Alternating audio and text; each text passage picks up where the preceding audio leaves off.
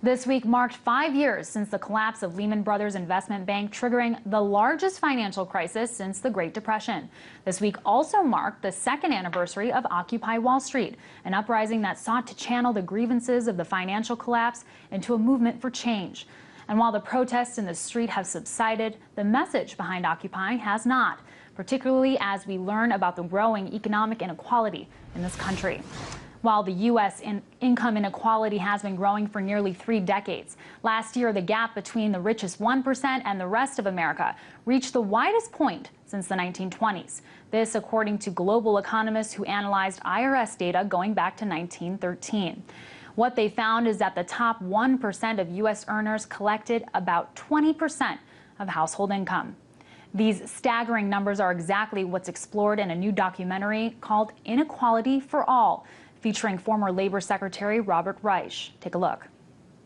Of all developed nations, the United States has the most unequal distribution of income, and we're surging toward even greater inequality. 1928 and 2007 become the peak years for income concentration. It looks like a suspension bridge. Last year, we made $36,000. I probably make $50,000 a year, working 70 hours a week. Earlier, I spoke with the director of the film, Jacob Kornbluth. I first asked him why all Americans should care about the growing economic inequality gap. When the economy is so out of balance, when the structural foundation and how the economy is organized is so out of whack, this isn't just a moral question. It's not just not fair that the rich have so much of the income. It also affects our economy overall. Our economy is stagnant now. At the same time, the incomes are so disproportionately divided, and that's because of this income inequality. And secondly, it's because it also affects our democracy. So our economy and our democracy are both in shambles because, partially as a result of this widening income inequality that we're seeing today. Absolutely. Well, this week marks 2 years since the rise of Occupy Wall Street, a movement that tried to tell the story of inequality for all. The criticism, of course, was that Occupy wasn't able to elicit real political change. So how do you channel this important dialogue into action? Well, I think Occupy did a lot of wonderful things. I mean, it certainly put this issue of income inequality on the national radar in a way it wasn't before. But it sort of, but I think we didn't get past the headlines, the 99% and the 1%, to sort of get a deeper understanding of what this income inequality really means for us. When all of us are worried that our economy is stagnant, that we can't get ahead in our jobs, that we have such economic insecurity on an individual basis, and we're also worried that our politics are too partisan and that it feels like we might have another government shutdown next month. So if we understand that income inequality is one of the root causes of these major problems that we're all concerned about, then I think that's a different understanding than maybe the Occupy movement brought us to as far as what all this stuff means. Sure. And for a lot of people, the subject of economics is not the easiest to understand, yet ironically, it's one of the most important subjects to understand as it crosses paths with nearly every decision that's made. How challenging was it for you to tell a story about the economy in a way that was compelling, that could engage a lot of people? Well, I have no economic background, and I'm not particularly a political person when I started making this film. So it was important to me that the film be not only true, but also entertaining. And my wife is a school teacher. She hates politics and economics, too.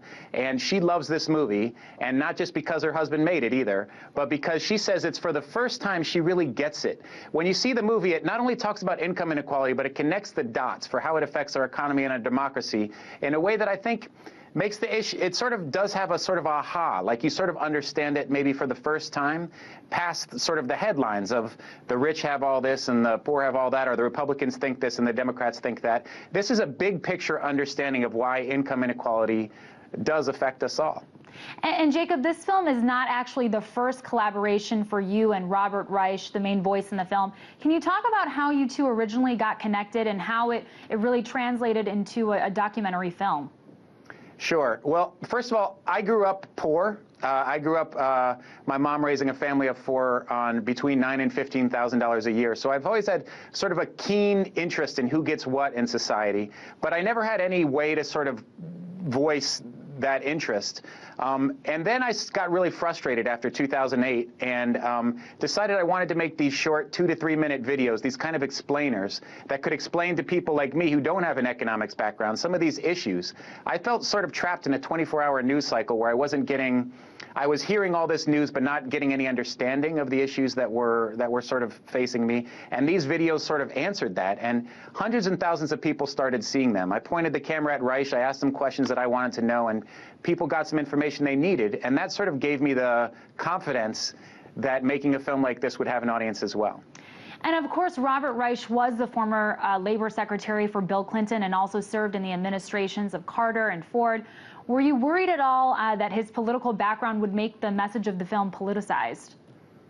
You know, I think anytime you make a film called Inequality for All and you put somebody like Robert Reich at the center of it, there's a danger that it gets sort of trapped in the same partisan bickering that I was trying to avoid by making this film.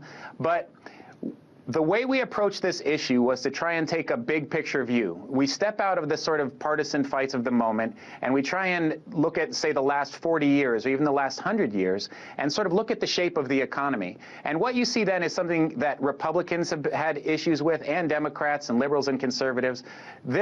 When an economy gets this unstructured, as it did in 1928 and again as it did in 2007, in both of those 2 years, those were the two peak years of income inequality, and the economy had its two biggest crashes of the last century right after both of those years. So this is something that concerns both Republicans and Democrats, and when you step out of the sort of day-to-day 24-hour news cycle into a larger picture, it doesn't really feel partisan. The film sort of challenges the assumptions of people both on the left and on the right. Sure, and you know, Jacob, we only have like 30 seconds left, but I wanted to ask you about Kickstarter because I know you use that to raise funds for the project.